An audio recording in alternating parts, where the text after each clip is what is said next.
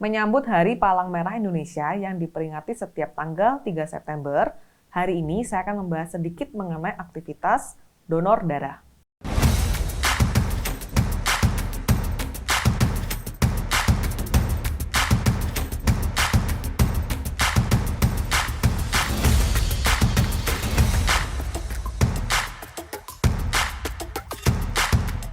Donor darah dapat menyelamatkan banyak jiwa. Namun, karena adanya COVID-19, akhir-akhir ini ternyata cadangan donor darah sudah tidak banyak lagi. Hal ini disebabkan oleh adanya penurunan aktivitas donor darah, padahal banyak sekali pasien yang masih membutuhkan donor darah. Sekarang saya akan membahas mitos-mitos yang terkait dengan aktivitas donor darah. Mitos yang pertama, donor darah bikin gak enak badan. Memang sih setelah donor darah, tubuh mungkin terasa agak lemas. Karena itu, biasanya setelah donor darah dianjurkan istirahat selama 1 hari dan minum banyak air. Biasanya setelah 48 jam pasca donor darah, volume darah kita akan kembali normal. Mitos kedua, lansia tidak boleh donor darah. Dalam persyaratan donor darah yang dikeluarkan oleh Palang Merah Indonesia, tidak ada batas atas usia pendonor.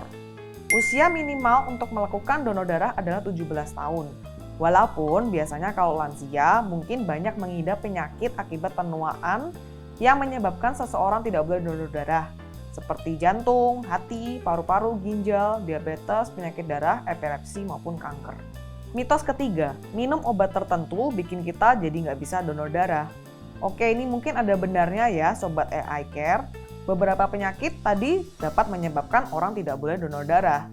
Nah, beberapa penyakit tersebut memerlukan pengobatan rutin. Jadi, jika ada Sobat AI Care atau keluarga kalian yang Anda minum obat rutin, konsultasikan dulu ya ke dokter. Mitos keempat, donor darah biasanya prosedurnya lama dan ribet.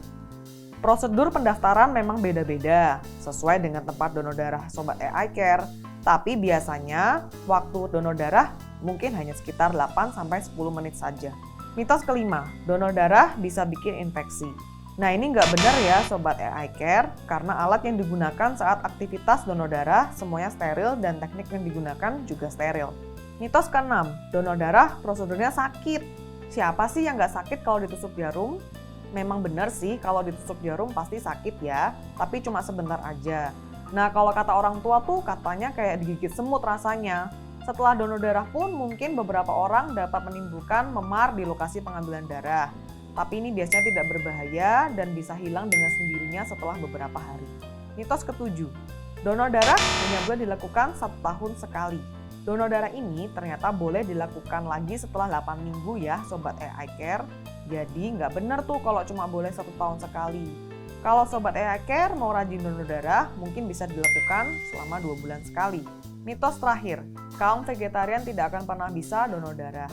Salah satu syarat yang harus dipenuhi sebelum donor darah yaitu tidak mengalami anemia.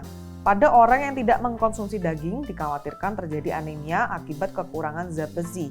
Namun menariknya, zat besi juga banyak terkandung dalam sayuran yang terutama berwarna hijau tua. Jadi Sobat AI Care memenuhi syarat tersebut, boleh kok donor darah. Nah Sobat AI Care, berikut adalah beberapa syarat-syarat donor darah. Jadi Sobat AI Care, ternyata banyak ya mitos-mitos yang beredar yang tidak benar tentang donor darah. Jadi jangan takut untuk melakukan aktivitas donor darah dan kita bantu orang-orang yang membutuhkan. Jangan lupa untuk kunjungi situs kami dan follow sosial media kami. AI Care, your smart health companion. Bye-bye.